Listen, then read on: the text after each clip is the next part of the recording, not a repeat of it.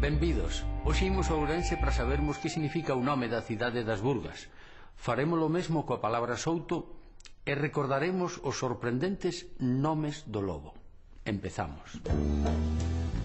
O nome de Ourense é de documentación serodia. Pala Áurea, Auria, Auriensis e Aurensis son xa medievais. Na análise de Ourense é fácil ver o sufixo adxetival latino ensis, é dicir que Auriensis sería o territorio ou a vila de Auria. O difícil é precisar que é esa Auria. Podería ser nome de río. Os ríos Miño, Barbaña e Loña, que xa teñen nome prelatino, poderían chamarse tamén Auria. Esa Auria fai pensar en Aura, un dos nomes máis antigos de Europa para denominar un río. Pero podería ser o hidrónimo Auria o nome máis antigo das Burgas? Hai outra alternativa, máis doada e esta xa latina. Cal? Pois que Auriensis, de onde sae Ourense, teña como punto de partida unha áurea ou auria que se refire ao ouro, á fame do ouro, a aurifames que foi o que trouxo os romanos á nosa terra. Esa auria sería a actual Oira. Ben falado.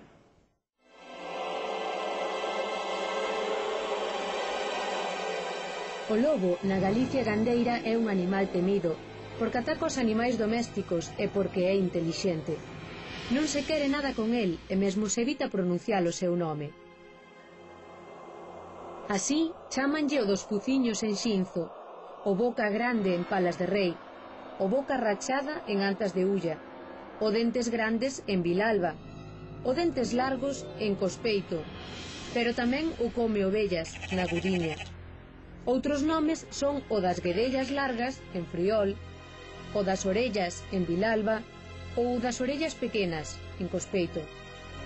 A cautela creou nomes aínda máis xenéricos, como o das catro patas en Cervantes, o da xente en Carracedo, o outro en Pedrafita, o tipo S en Antas de Ulla ou o do monte en Culleredo.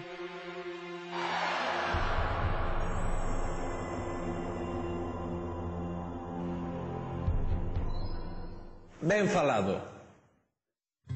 Unha boa parte dos oíntes coñece a palabra Lubre, porque é parte do nome dun sonado grupo, Luar na Lubre. Lubre é un topónimo que aparece dúas veces en Galicia, unha en Ares e outra en Bergondo. O grupo recuperou a palabra dándolle o sentido de bosque, souto, de maneira que Luar na Lubre sería Luar no Souto. Parece que non hai dúbida de que Lubre é céltico, pero que signifique bosque xa é máis dubidoso. Con isto non estamos propondo que o grupo cambie de nome, porque tal como está soa moi ben. Pero válenos de excusa para falar do souto e do bosque. O souto é a nosa palabra patrimonial, independentemente da especie que creza nel, espontaneamente ou non. Castiñeiros, carballos, freixos. Antes significara pasteiro, pero nos primeiros textos galegos xa é sitio arborado. O souto, a finais da Idade Media, veulle de Francia, das terras de Occitania, a través do castelán, un competidor, o bosque. Pero a generalización da palabra bosque en galego é moi moderna. Na nosa literatura actual, souto e bosque están aínda promediados, con algunha vantaxe para souto. O souto máis común da paisaxe galega era ata hai pouco de Castiñeiros. Diz que polo 1500 se podía ir desde Ribadeo a Mondoñedo todo o tempo entre Castiñeiros, igual que hoxe entre eucaliptos. Por iso se tende abusivamente a reservar souto para Castiñeiral e bosque para arboredo en xeral. Reivindiquemos o uso de souto para que non pase a acompañar o seu parente castelán Soto no cemiterio das palabras defuntas. Como se chama ese bichiño que ten as de cores e boa? Malvareta. Un froito amarelo de sabor acedo. Limón. De que cor é a salsa do tomate? Vermella. Vermella. Ves como sabes? En galego hai tres maneiras de decir que unha persoa realizou un acto temerario. Foi tras do lobo montando unha besta, é sabido que as bestas na presenza do lobo tremen, ou achegouse ao fuciño do lobo, ou meteuse na boca do lobo.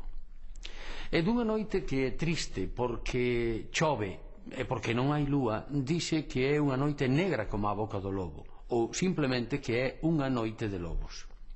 Outro día habemos volver falar dos lobos. Ata entón.